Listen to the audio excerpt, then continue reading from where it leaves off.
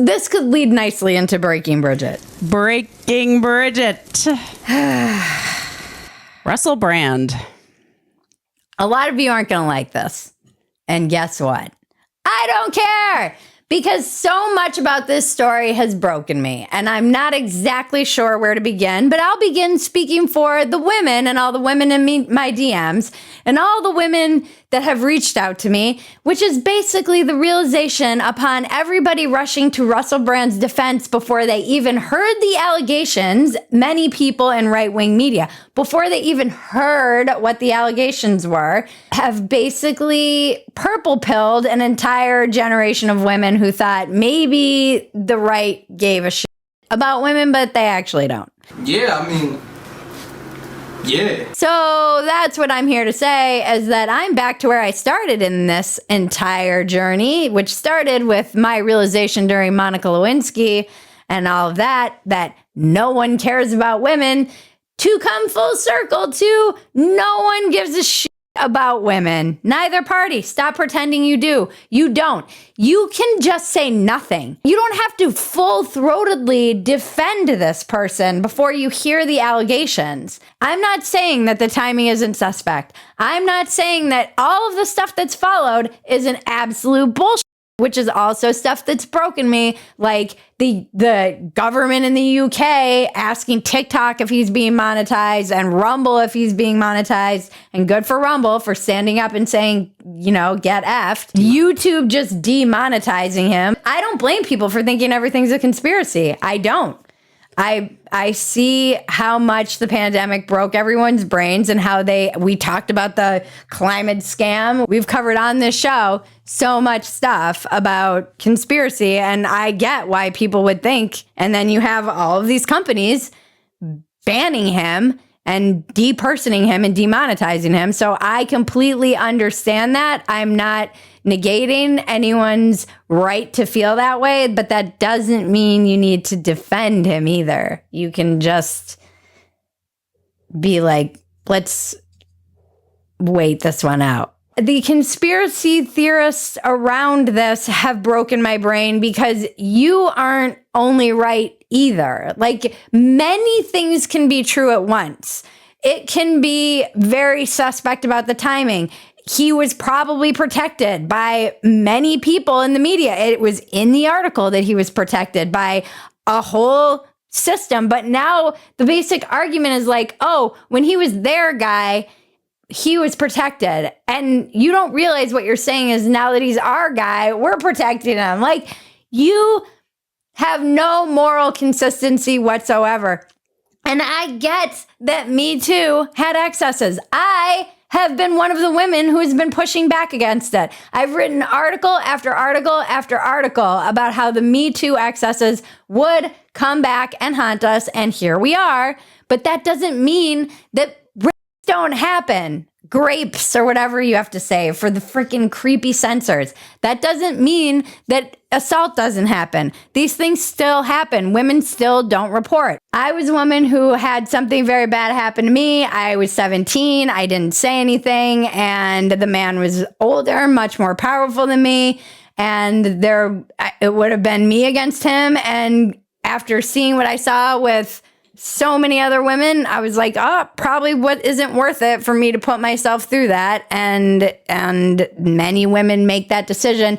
And then here you have Elon, the most powerful man, arguably one of the most powerful men in the world, the richest man in the world, the owner of the very social media platform that many of these women are talking about this stuff on, saying he stands with him.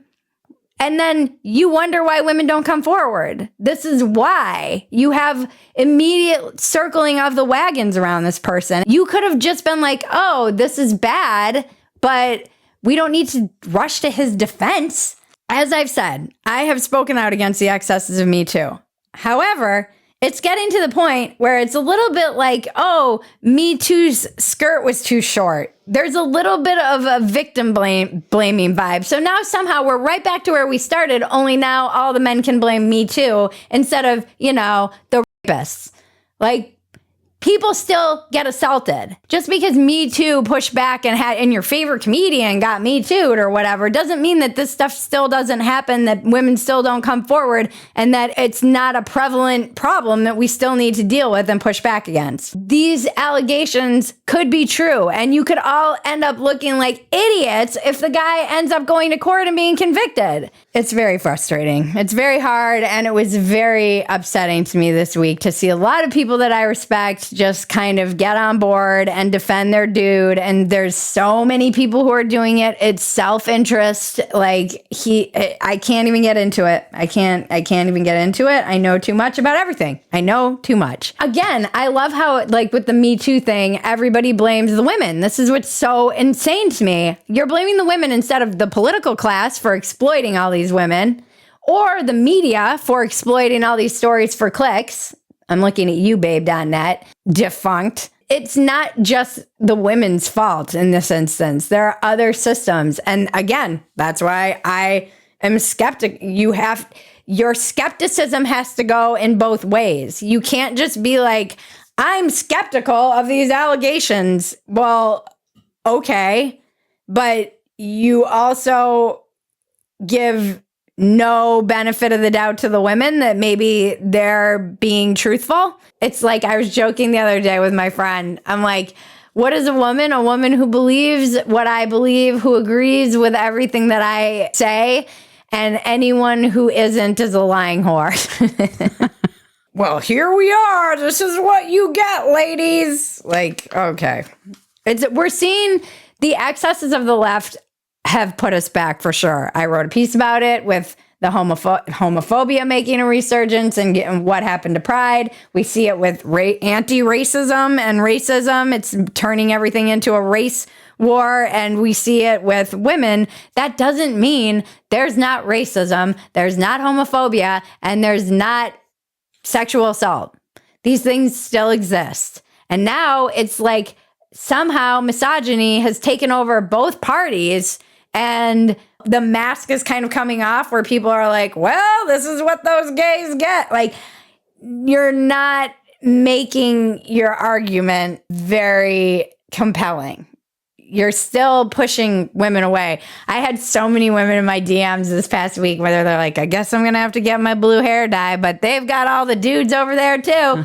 What party actually gives a shit about women and children right now? Please tell me. It's not like, just stop pretending you care about women. You can't say like, we care about women and then automatically defend somebody who has allegations before you've even heard the allegations. Also, you can't say, oh, they're chopping their boobs off at 16. That's too young for them to make this decision. I can't believe they're transitioning at 16. That's too young for them to make that decision. And then defend this 32-year-old for having consensual relations with a 16-year-old because it's what's legal in the UK, you freaking creeper. Well, and those relations aren't even consensual. Well, yeah, if you're arguing for the age of consent, you've already lost. They weren't arguing about the age of consent law. They were arguing about, the rape. And that is Breaking Bridget.